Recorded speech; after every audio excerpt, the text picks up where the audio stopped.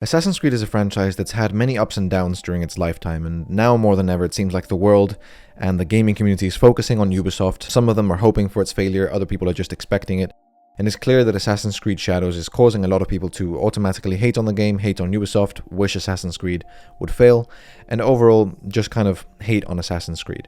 And I think that a lot of that criticism and hate towards Ubisoft and Assassin's Creed in general is very well founded. I think there's a very good reason for a lot of the animosity that people feel towards Assassin's Creed.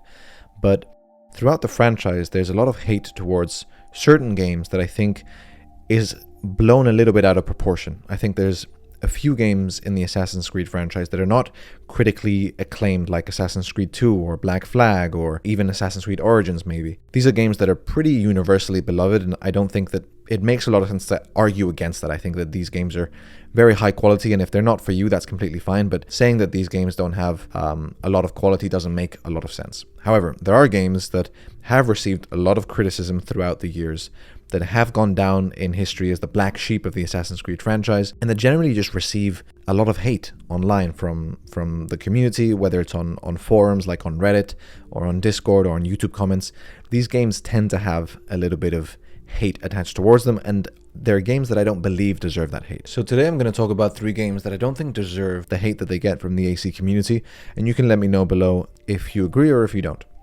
But before we get into that, I want to thank today's sponsor, Raycon. In this season of love, I'm trying to spend my time revisiting my first true love, White Light's Assassin's Creed Unity video, and I've been listening to this beauty with Raycon's everyday earbuds, using a gorgeous black pair that they very kindly sent to me. Raycon's earbuds are perfect for everyday use like workouts, calls, and gaming, which is all I ever do. And they also have a crazy 32-hour long battery life and multi-point connectivity where you can pair 2 devices at once, which comes in clutch when I want my girlfriend Sophie to watch hour-long AC videos with me. And like any good earbud, they have noise cancellation and awareness mode, so you can stay aware of your surroundings while listening and also have some noise cancellation. I've been using this over the last week and love how sleek they look while still being functional. And these very adequately named everyday buds are perfect for my day-to-day activities. The case that you can get as well is just beautiful and sleek. They sent me one that I'm completely in love with, and obviously it protects it so it can look good and be safer. So go to buyraycon.com/Spaniard to get up to 20% off site-wide. That's right, 20% off everything on the website, including the headphones, when you go to buyraycon.com/Spaniard. And thanks again to Raycon for sponsoring this video.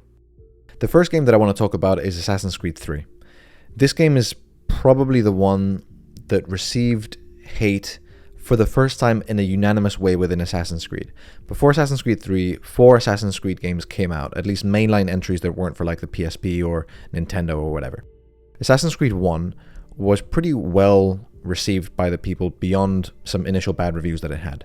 Then you had Assassin's Creed 2, which, is Assassin's Creed 2 and everyone knows about that game. Then you had Brotherhood and Revelations received a little bit of feedback that was negative because it didn't, meet the expectations that people had for Brotherhood, or they didn't like the location as much.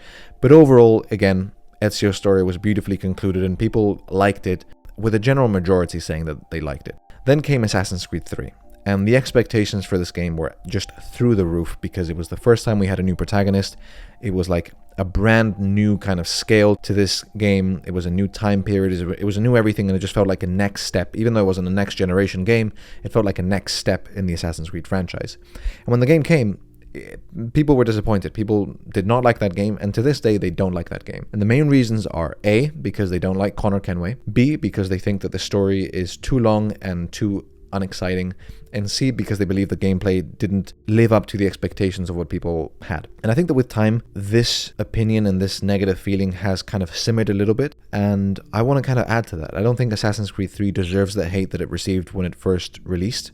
I think Connor is probably the biggest victim of this, and I made an entire video talking about how Connor kind of came back from the dead because of the Assassin's Creed fanbase. So I won't go into it too much now, but I do think that Connor was the biggest victim. I think that he's actually a really compelling protagonist. There's a lot of character moments and story arcs and themes that he kind of explores, or that is explored through him, that I think are completely interesting and definitely worth exploring within conversation. And the fact that he didn't have the best voice actor in the world, or he was unjustly, in my opinion, compared to Ezio, was a big reason as to why he wasn't as respected or as well received as someone like Ezio. I think now that we've had a bigger variety of protagonists and we kind of see that no one's really ever going to live up to Ezio Auditore, we can kind of see that Connor is a very, very interesting protagonist, and you don't have to be this kind of like flamboyant, charismatic guy to be an interesting protagonist.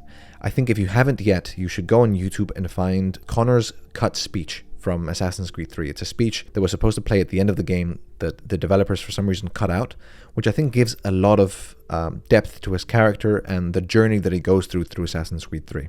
Other victims from the game, I think, are the lack of appreciation for the gameplay, and this comes from both Ubisoft's fault of not presenting the gameplay properly, but also players' fault of not really searching for this gameplay. The weather system in Assassin's Creed 3 is revolutionary for the time, and I think that the tree parkour, the snow interaction, the recreation of Boston and New York and the frontier is exceptional to this day.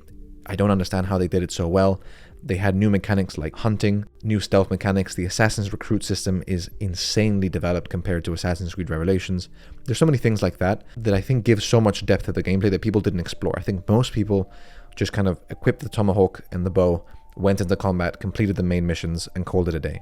But there's a lot of side missions like the homestead missions or the naval missions that provide so much more interesting linear content that fuels Connor as a protagonist, that fuels the gameplay experience and lets you explore so many gameplay systems that are not properly presented in the game, and that kind of puts Assassin's Creed 3 on a much higher pedestal than it currently is in the minds of a lot of fans.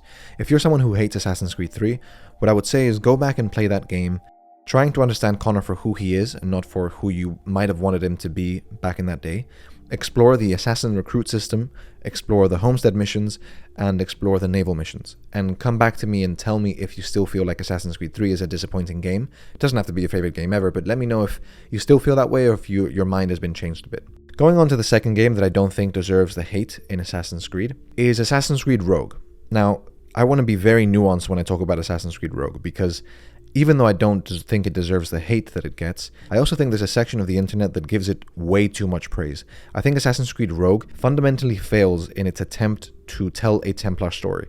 So from that perspective, that game is a failure. I don't want to say that this game cannot be criticized. I don't want to say that this game is anywhere near my favorite Assassin's Creed. But I also think that it's judged very poorly because it released at the same time as Assassin's Creed Unity and after Black Flag.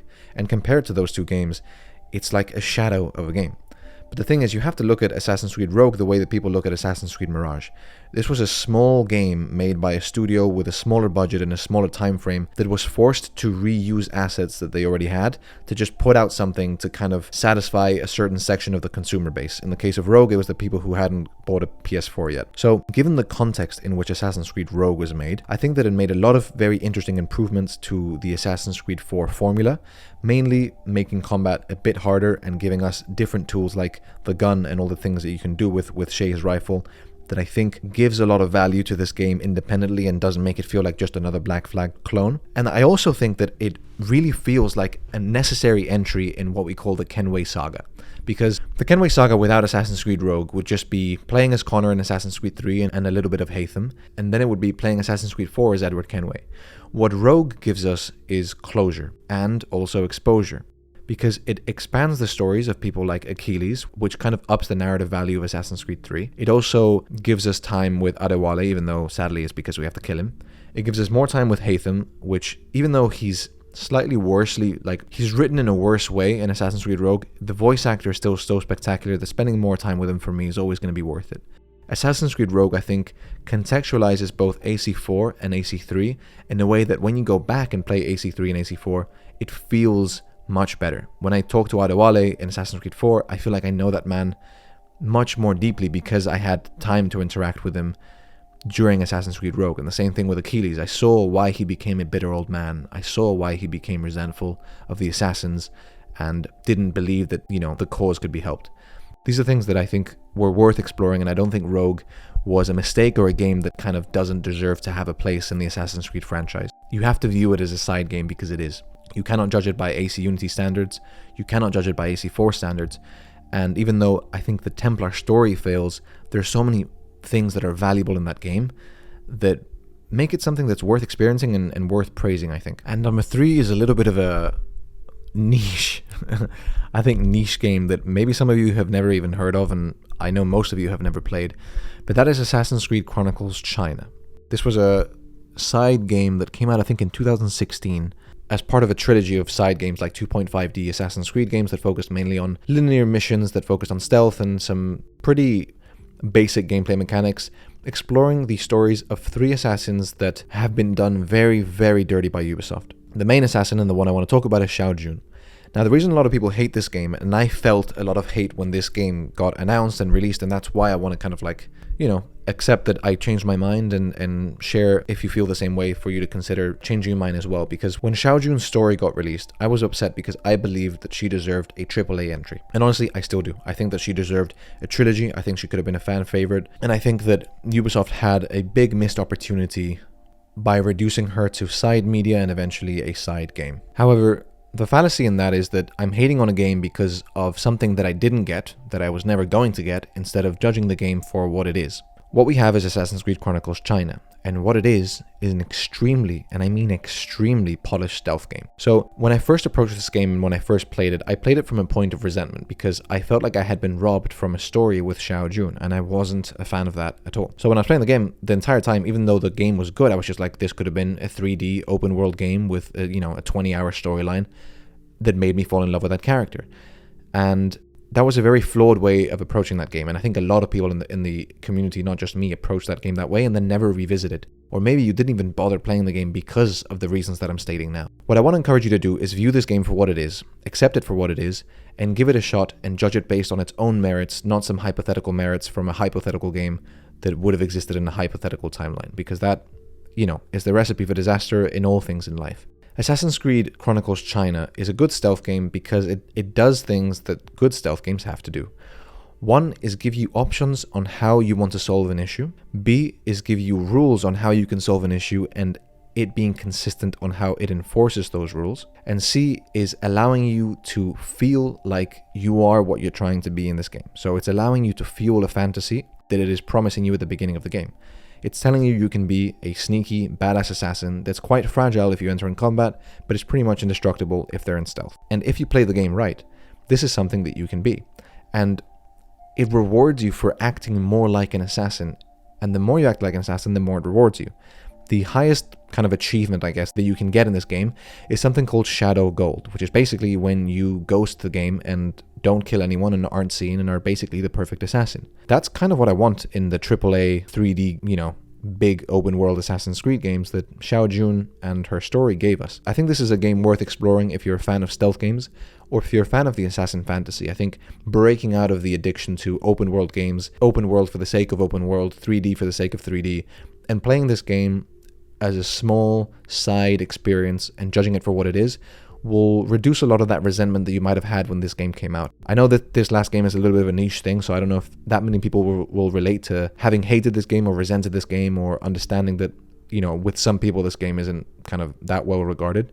But if you do relate to this, I do really encourage you to approach this game with this perspective and let me know what you think. Now, if you want to see me talk about the RPG creeds and one thing that I think they did really right, because generally I normally criticize a lot about what the RPG creeds do, but if you want to see what I think they did right, you can watch this video now.